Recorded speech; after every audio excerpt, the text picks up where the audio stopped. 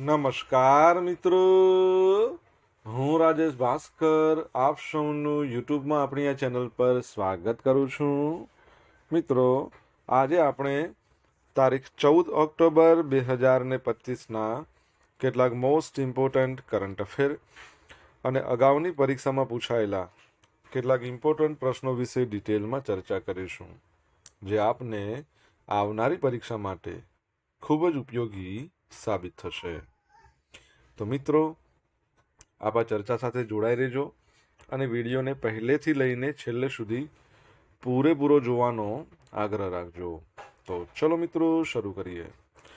શરૂઆત કરતાં પહેલાં જણાવી દઉં કે જો તમારે આપણી આ યુટ્યુબ ચેનલને સબસ્ક્રાઇબ કરવાનું બાકી હોય તો ચેનલને સબસ્ક્રાઇબ કરી લો, નોટિફિકેશન બેલ આઇકોનને પ્રેસ કરીને, અને જો તમને વિડીયો પસંદ આવે તો વિડીયોને લાઇક કરજો, પરંતુ વિડીયોને શેર કરવાનું ભૂલશો નહીં. અત્યારે જ શેર કરજો તમારા જેટલા પણ મિત્રો છે એ બધા મિત્રો જોડે.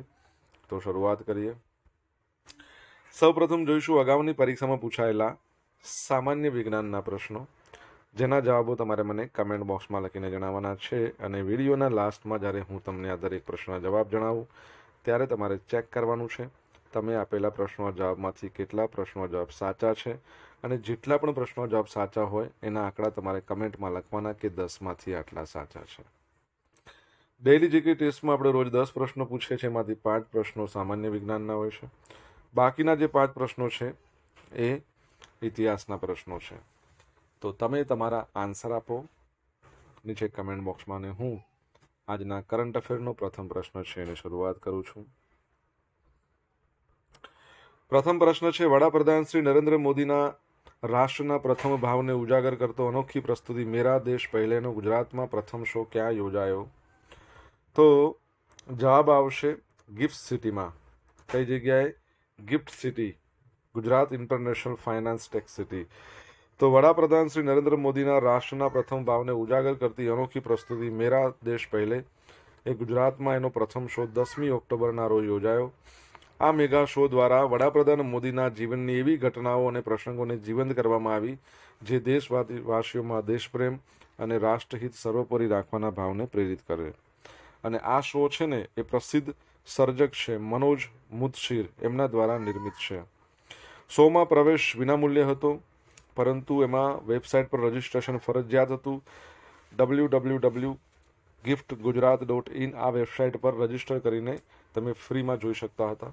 ઓકે, તો 10મી તારીખના રોજ આ શો યોજાઈ ગયો. ગિફ્ટ સિટીની વાત કરીએ, Gujarat International Finance Tech City, chairman એના હસમુખ અઢિયા છે. એના એમડી અને સીઈઓનું નામ તમારે જણાવવાનું છે કમેન્ટ બોક્સમાં લખીને. તમને ખબર હોવી જોઈએ, ગિફ્ટ સિટીની વાત કરીએ ને તો ઓસ્ટ્રેલિયાની 2 યુનિવર્સિટી છે, ડેકિન અને વોલોગોંગ, એ ગિફ્ટ સિટીમાં આવી ગઈ છે.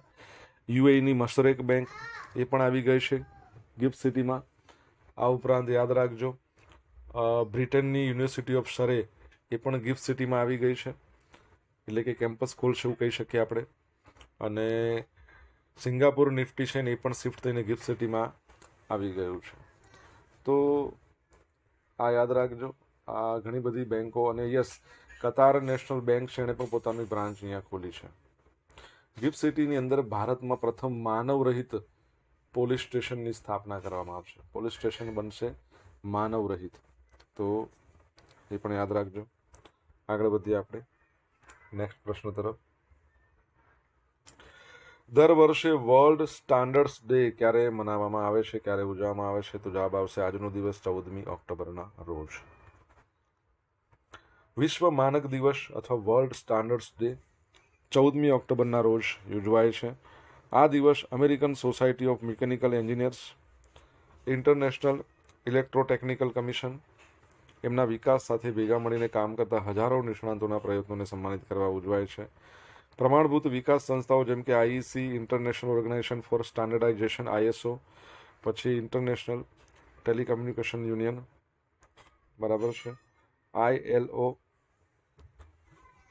પછી electrical and electronics engineering IEEE, Internet Engineering Task Force. અને આ બધાનો હેતુ વૈશ્વિક અર્થતંત્રમાં માનકીકરણ જે છે, સ્ટાન્ડર્ડાઇઝેશન, એના મહત્વ વિશે નિયમનકારો, ઉદ્યોગો અને ગ્રાહકોમાં જાગૃતિ લાવવાનો છે. 14 ઓક્ટોબરને વિશ્વ માનક દિવસ તરીકે પસંદ કરવાનું એક કારણ છે 1946માં 25 દેશોના પ્રતિનિધિઓ પ્રથમ વખત લંડનમાં એકઠા થયા અને માનકીકરણની સુવિધા પર ધ્યાન કેન્દ્રિત કરતી આંતરરાષ્ટ્રીય સંસ્થા બનાવવાનું નક્કી કર્યું હતું. 14 ઓક્ટોબર આજે છે. 14 નવેમ્બર ભારતમાં એક ખાસ દિવસ તરીકે ઉજવવામાં આવે છે. તમને ખ્યાલ હોય તો કમેન્ટ બોક્સમાં લખીને જણાવી શકો છો. કોઈનો જન્મદિવસ છે, કોનો? આંતરરાષ્ટ્રીય ઈ વેસ્ટ દિવસ પણ આજે છે મિત્રો. પુનઃ ઉપયોગ, પુનઃપ્રાપ્તિ, રિસાયકલિંગ દર વધારવાના ઉદ્દેશ સાથે સમગ્ર વિશ્વમાં ઈ કચરાના યોગ્ય નિકાલને પ્રોત્સાહન આપવા માટે વર્ષ 2018થી આપણે આ દિવસ મનાવીએ છીએ દર વર્ષે, આંતરરાષ્ટ્રીય ઈ વેસ્ટ ડે. 2018માં WEEE ફોરમ દ્વારા એને ઉજવવામાં આવ્યો હતો, જે ઈ કચરો સંગ્રહ યોજનાઓના આંતરરાષ્ટ્રીય સંગઠન છે. તમને ખ્યાલ હોય ભારતની અંદર પ્રથમ ઈ વેસ્ટ ઇકો પાર્ક બનવાનો છે. કઈ જગ્યાએ? કમેન્ટમાં લખીને જણાવો.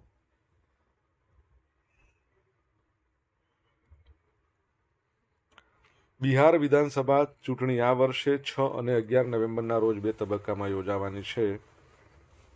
6 અને 11 નવેમ્બરે 2 તબક્કામાં યોજાશે. મતગણતરી 14 નવેમ્બરના રોજ. પ્રથમ તબક્કામાં 121 વિધાનસભાની બેઠકો પર મતદાન થશે. બીજા તબક્કામાં 122 વિધાનસભાની બેઠકો પર. રાજ્યમાં 7,43,00,000 મતદારો માટે 90,712થી વધુ મતદાન મથકો બનાવવામાં આવ્યા છે. 17 ઓક્ટોબર સુધી નામાંકન દાખલ કરી શકાશે. મતદાનના બીજા તબક્કા માટે 20 ઓક્ટોબર સુધી નામાંકન દાખલ થશે. બરાબર છે. તો બિહારમાં ચૂંટણી આવી રહી છે. સીએમ છે એના નીતિશ કુમાર હાલમાં. કેપિટલ પટના છે. ગવર્નર આરિફ મોહમ્મદ ખાન છે. બિહાર છે ને એમાં ભારતનો પ્રથમ સત્યાગ્રહ થયો હતો 1917માં. ચંપારણ ગળી માટેનો સત્યાગ્રહ હતો. બિહારમાં બાપુ ટાવર છે. બિહારમાં ડોલ્ફિન માટેનું સંરક્ષણ કેન્દ્ર છે. બરાબર છે. વિક્રમશિલા ગેંગટેક સેન્ચુરી અને રામાયણ મંદિર પણ બનાવવામાં આવી રહ્યું છે. બિહારની વાત કરીએ તો ભારતમાં સૌથી વધારે નિરક્ષરતા જોવા મળે છે, ગરીબી પણ વધારે જોવા મળે છે અને વસ્તી ગીચતા સૌથી વધારે જોવા મળે છે. રિસન્ટલી તમને ખ્યાલ હોય તો એશિયા કપ હોકીનું આયોજન થયું હતું. મેન્સ ભારત જીત્યું હતું. આ ઉપરાંત ખેલો ઇન્ડિયા યુથ ગેમ્સનું આયોજન થયું હતું દિલ્હી સાથે ભાગીદારીમાં, તો એ પણ યાદ રાખજો. અને બિહારની વાત આવી છે, તમને ખ્યાલ હોય તો એના જે સીએમ છે એમણે કીધું કે 1 કરોડ લોકોને રોજગારી આપશે. મહિલાઓને સરકારી નોકરીમાં અનામત 35% કરી દીધું છે. દર મહિને 125 યુનિટ વીજળીના ફ્રી કરી દીધા છે. બિહાર ભારતનો પ્રથમ એવું રાજ્ય છે જેમાં ઈ વોટિંગની શરૂઆત થઈ. મને કહો આપણા ભારતના પ્રથમ ઈ વોટર કોણ બન્યા? કમેન્ટમાં લખો. મિત્રો, વિડીયો પસંદ આવ્યો હોય, ભણવાની મજા આવી હોય તો વિડીયોને લાઇક કરો, તમારા મિત્રો જોડે વિડીયોની લિંકને શેર કરો. આપણી બંને યુટ્યુબ ચેનલ રાજેશ ભાસ્કર 2ને સબસ્ક્રાઇબ કરો. નોટિફિકેશન બેલ આઇકોનને પ્રેસ કરીને. જો તમારે ડેલી કરંટ અફેરની પીડીએફ જોઈતી હોય તો આપણી ટેલિગ્રામ ચેનલ છે, એ ટેલિગ્રામ ચેનલને જોઈન કરી લો. વિડીયોની ડિસ્ક્રિપ્શનમાં એની લિંક આપી છે, તો ત્યાંથી તમે જોઈન કરો. અહીંયા તમને પીડીએફ તો મળશે, પોલ્સ પણ રમવા મળશે. ભારતના પ્રથમ સેમિકન્ડક્ટર ઇનોવેશન મ્યુઝિયમનું ક્યાં ઉદ્ઘાટન કરવામાં આવ્યું? તો જવાબ આવશે હૈદરાબાદમાં. કઈ જગ્યાએ? હૈદરાબાદમાં. તો ભારતના ટેક સેક્ટરમાં એક સીમાચિહ્નરૂપ વિકાસ તરીકે ટેકનોલોજી ચીપ ઇનોવેશન પ્રોગ્રામ, એના દ્વારા સેમિકન્ડક્ટર ઇનોવેશન મ્યુઝિયમનું ઉદ્ઘાટન ઓક્ટોબર 12, 2025ના રોજ હૈદરાબાદમાં કરવામાં આવ્યું. ભારતમાં આ પ્રકારનું પ્રથમ મ્યુઝિયમ કહેવાય, જેનો હેતુ સેમિકન્ડક્ટર અને ઇલેક્ટ્રોનિક્સ ઇકોસિસ્ટમમાં જાહેર જોડાણ અને ઉદ્યોગ સહયોગને પ્રોત્સાહન આપવાનો છે. એનું વિઝન અને ઉદ્દેશ જોઈએ તો આ મ્યુઝિયમની સ્થાપના ભારતના સેમિકન્ડક્ટર ક્ષેત્રે વધતી જતી ક્ષમતાઓને પ્રદર્શિત કરવા માટે નીચેના ઉદ્દેશ્ય સિદ્ધ કરવા માટે કરવામાં આવી છે. જો અહીંથી મને એક વસ્તુ યાદ આવે છે, આપણે ભણ્યા હતા કે ભારતમાં પ્રથમ નવો સેમિકન્ડક્ટર લેબ સ્થાપવાની મંજૂરી મળી ગઈ છે. કઈ જગ્યાએ સ્થાપવામાં આવશે? ગઈકાલે કે પરમ દિવસે ભણ્યા હતા. તો અહીંયા ઉદ્દેશો શું છે? સેમિકન્ડક્ટર ડિઝાઇન અને ઉત્પાદનમાં ભારતની ક્ષમતાઓ દર્શાવી, ઇનોવેશન, રોકાણ, પ્રતિભાઓની શોધ માટે હબ તરીકે કાર્ય કરવું, એન્જિનિયર્સ, ડેવલપર્સ, નીતિ નિર્માતાઓની આગામી પેઢીને પ્રેરણા આપી, રોકાણકારો અને ટેક અગ્રણીઓ માટે માસિક ડેમો, વૈશ્વિક શોકેસ, નેટવર્કિંગ ઇવેન્ટ્સનું આયોજન કરવું. આ પહેલ વૈશ્વિક સેમિકન્ડક્ટર હબ બનાવવાના ભારતના વ્યાપક મહત્વાકાંક્ષા સાથે સુસંગત છે અને હૈદરાબાદની ભૂમિકાને મજબૂત બનાવે છે. આ મ્યુઝિયમ એક ઇન્ટરેક્ટિવ અને ભવિષ્યલક્ષી અનુભવ પ્રદાન કરે છે, જેમાં નીચેના પ્રદર્શનોનો સમાવેશ થાય છે.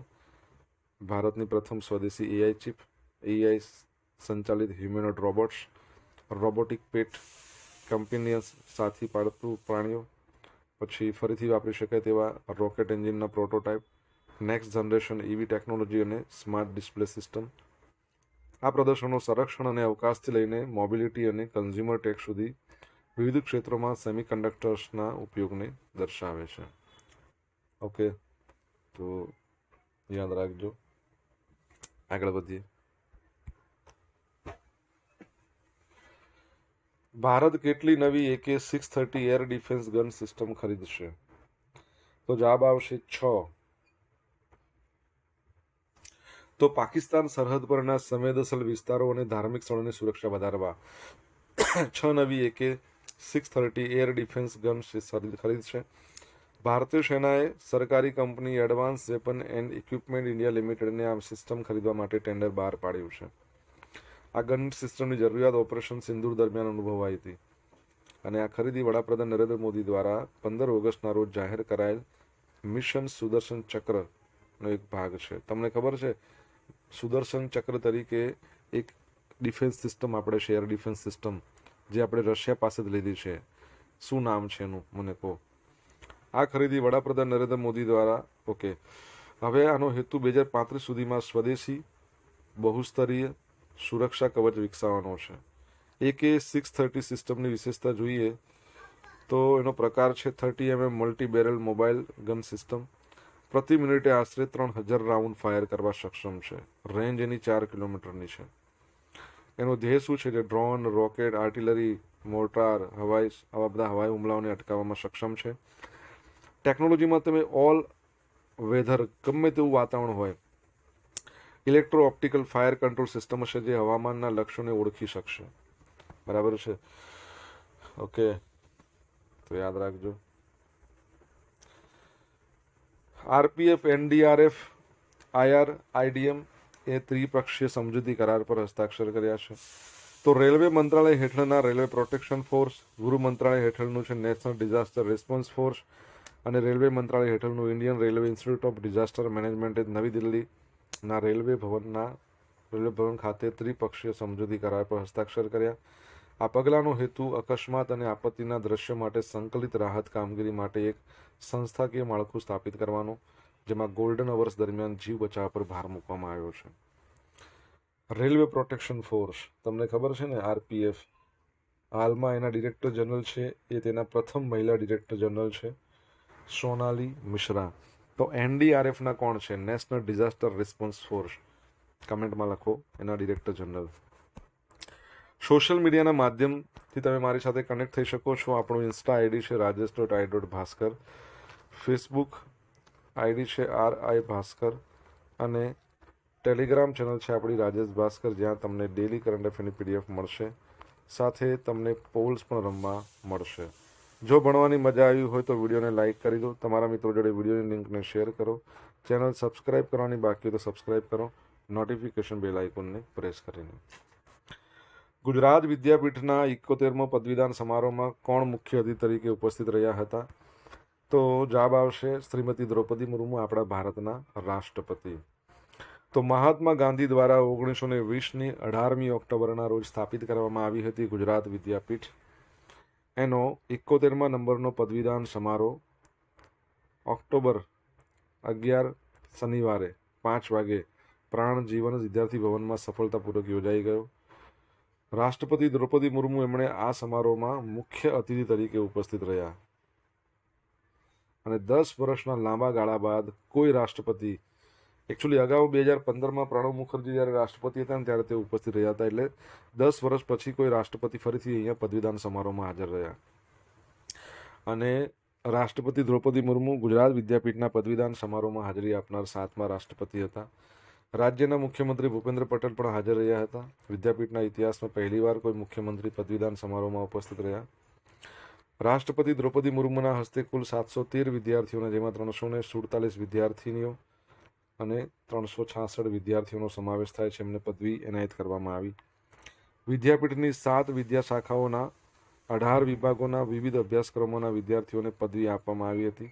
કુલ 9 પદવી ધારકોને સુવર્ણ ચંદ્રકથી પણ સન્માનિત કરવામાં આવ્યા હતા. બરાબર છે. ગુજરાત વિદ્યાપીઠ સૌપ્રથમ કોના બંગલામાં શરૂ કરવામાં આવી હતી? આવો પ્રશ્ન ઘણીવાર પૂછાયો. તમારે જણાવવાનું છે કમેન્ટ બોક્સમાં લખીને. આયુષ મંત્રાલય દ્વારા નેશનલ ધન્વંતરી આયુર્વેદ એવોર્ડ 2025 એનાયત થયા.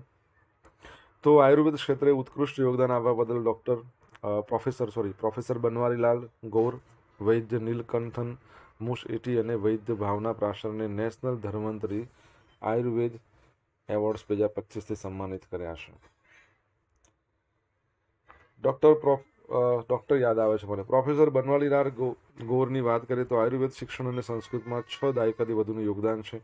31 પુસ્તકો, 300થી વધુ શૈક્ષણિક કાર્યોનું લેખન, જેમાં 319 સંસ્કૃત પ્રકાશનોનો સમાવેશ થાય છે. 24 પીએચડી, 48 પોસ્ટ ગ્રેજ્યુએટ વિદ્વાનોનું માર્ગદર્શન કર્યું હતું. આયુર્વેદ શિક્ષણના પાસાને મજબૂત કરવા બદલ એમને સન્માનિત કર્યા છે. બરાબર છે. વૈદ નીલકંદન મુસેટી કેરળની 200 વર્ષ જૂની આયુર્વેદિક વારસાગત પરંપરાગત 8મી પેઢીના પ્રતિનિધિ છે. તેઓ વૈદ રત્ન ગ્રુપનું નેતૃત્વ કરે છે. તેમને મર્મયનન અને વજ્ર જેવા સામુદાયિક આરોગ્ય કાર્યક્રમો દ્વારા કેરળની શાસ્ત્રીય પંચકર્મ પદ્ધતિઓને રાષ્ટ્રીય અને વૈશ્વિક સ્તરે વિસ્તારવામાં યોગદાન આપ્યું છે. તેઓ આયુર્વેદને જીવંત પરંપરા તરીકે જાળવવા બદલ સન્માનિત કર્યા છે. આયુર્વેદ દિવસ તમને ખબર છે ને, હવે 23મી સપ્ટેમ્બર થઈ ગયો છે. મને કહો, આયુષ મંત્રાલયની વાત કરી છે, એના મંત્રી કોણ છે? કમેન્ટમાં લખો. હવે જોઈશું અગાઉની પરીક્ષામાં પૂછાયેલા સામાન્ય વિજ્ઞાનના પ્રશ્નો. પહેલો પ્રશ્ન, નીચેનામાંથી કયા વિટામિનને કારણે લોહીના ગઠનની પ્રક્રિયા ધીમી થાય છે? વિટામિન કે. બાયોગેસનું મુખ્ય ઘટક કયું છે? મિથેન. પેટ્રોલિયમ પ્રોડક્ટ્સમાં લાગેલા આગ કે અગ્નિશામક તરીકે શાનો ઉપયોગ થાય છે? Carbon dioxide. ધ પરસેક શાનો એકમ છે? અંતરને માપવા માટે. આલ્કોહોલિક પીણા વધુ પડતા પીવાથી કોને નુકસાન થાય છે? લીવર. હવે મિત્રો જોઈશું અગાઉની પરીક્ષામાં પૂછાયેલા ઇતિહાસના પ્રશ્નો. પહેલો પ્રશ્ન, નીચેના પૈકી સૌરાષ્ટ્રના કયા રજવાડાઓના નામથી બનારસ હિન્દુ વિશ્વવિદ્યાલયમાં હોસ્ટેલનું નિર્માણ થયું છે? મોરબી અને લીંબડી. યાત્રી વેરો કોણે નાબૂદ કર્યો હતો? તો સિદ્ધરાજ. ગુજરાતના સત્યાગ્રહીઓમાં ડુંગળી ચોર તરીકે કોણ પ્રસિદ્ધ હતું? મોહનલાલ પંડ્યા. ભૂચર મોરીના યુદ્ધ વખતે અકબરના ગુજરાતનો સેનાપતિ કોણ હતો? Mirza Aziz Coca. ગુજરાતના વલભીમાં 7મી સદીમાં કયા ચીની યાત્રીએ મુલાકાત લીધી હતી? તો હ્યુએત્સાંગ.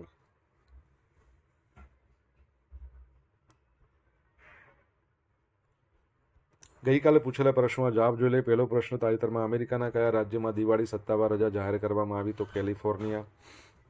ભારતમાંથી કોણ પ્રથમ વખત મિસિસ યુનિવર્સ બન્યા છે? તો શેરી સિંહ. અમેરિકાના 3 રાજ્યો પેન્સિલ્વેનિયા, કનેક્ટિકટ અને કેલિફોર્નિયા ત્રણેમાં દિવાળીની રજા છે. ત્રીજું રાજ્ય બન્યું. આજે પૂછેલા પ્રશ્નોમાં જવાબ જોઈ લે. પહેલો પ્રશ્ન, ગિફ્ટ સિટીના નવા એમડી અને સીઈઓનું નામ શું છે? તો સંજય કૌલ. સેકન્ડ પ્રશ્ન હતો, ભારતમાં 14 નવેમ્બરને બાળ દિન તરીકે ઉજવવામાં આવે છે. ભારતના પ્રથમ વડાપ્રધાનનો જન્મદિવસ. બરાબર છે, શ્રી જવાહરલાલ નહેરુનો. ભારતનો પ્રથમ ઈ વેસ્ટ ઇકો પાર્ક ક્યાં બનશે? નવી દિલ્હી.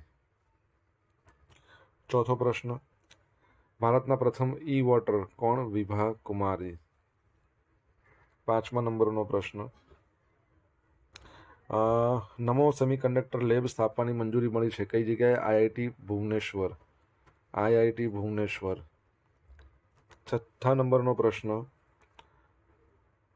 જે સુદર્શન ચક્ર તરીકે ઓળખાય છે, રશિયામાંથી આપણે રશિયા પાસેથી લીધું છે, શું નામ છે? S-400. કેમ લખાતું નથી? S-400. 7મા નંબરનો પ્રશ્ન, એનડીઆરએફના ડિરેક્ટર જનરલનું નામ છે પિયુષ આનંદ. શું નામ છે? પિયુષ આનંદ. 8મા નંબરનો પ્રશ્ન, ગુજરાત વિદ્યાપીઠ સૌપ્રથમ ડાયાભાઈના બંગલામાં શરૂ કરવામાં આવી હતી. અને 9મા નંબરનો પ્રશ્ન શું? તો આયુષ મંત્રી હાલમાં પ્રતાપરાવ જાધવ. બરાબર. હવે જોઈશું ગઈકાલના કરંટ અફેરમાંથી પૂછેલા કેટલાક ઇમ્પોર્ટન્ટ પ્રશ્નો જેના જવાબો તમારે કમેન્ટમાં લખવાના. પહેલો પ્રશ્ન, ઉત્તર ગુજરાતના આર્થિક વિકાસને વેગ આપવા 9-10 ઓક્ટોબરના દરમિયાન વાઇબ્રન્ટ ગુજરાત રિજનલ કોન્ફરન્સનું આયોજન ક્યાં કરવામાં આવ્યું? સેકન્ડ પ્રશ્ન, તાજેતરમાં કયા રાજ્ય અથવા યુટીમાં આંતરરાષ્ટ્રીય પર્પલ ફેસ્ટનું એટલે કે પર્પલ ફેરનું આયોજન કરવામાં આવ્યું છે? જવાબ આવડે તો કમેન્ટ બોક્સમાં લખીને જણાવજો. આ હતા આજના દિવસના કેટલાક મોસ્ટ ઇમ્પોર્ટન્ટ કરંટ અફેર સાથે આપણે જોયું અગાઉની પરીક્ષામાં પૂછાયેલા ઇમ્પોર્ટન્ટ પ્રશ્નોના જવાબોની સાથે. આશા રાખું બધાને ભણવાની મજા આવી છે. મજા આવી તો વિડીયોને લાઇક કરો, તમારા મિત્રો જોડે વિડીયોની લિંકને શેર કરો. આપણી બંને યુટ્યુબ ચેનલ રાજેશ ભાસ્કર 2ને સબસ્ક્રાઇબ કરો, નોટિફિકેશન બેલ આઇકોનને પ્રેસ કરીને. તો મિત્રો thank you so much for watching this video. Have a nice day. Jai Hind, જય ભારત, જય જય ગરવી ગુજરાત.